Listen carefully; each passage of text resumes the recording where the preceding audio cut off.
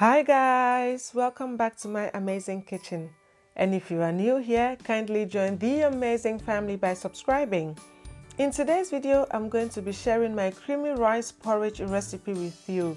You may also know it as rice pudding or rice water, but however you call it, this is a very delicious version of mine I know you will love. Let's quickly go over the ingredients. I have here some jasmine rice which I have soaked overnight, some heavy cream, and a handful of grapes and berries for garnish. I'm going to begin by quickly rinsing my rice, which I then transferred to my cooking pot.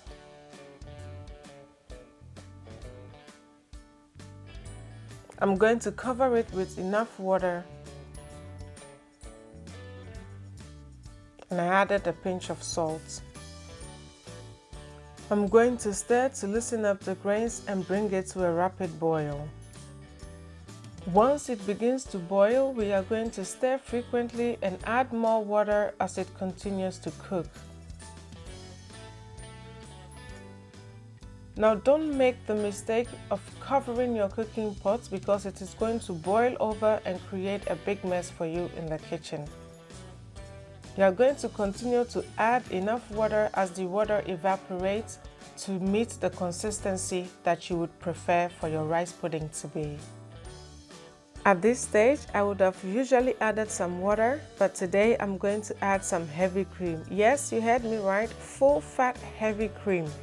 And I'm going to leave it to boil or simmer for about 2 to 3 minutes. The cream is going to make our rice pudding so delicious, so rich and so creamy. Whilst that's simmering, I'm going to slice my strawberries for my garnish because it's almost done.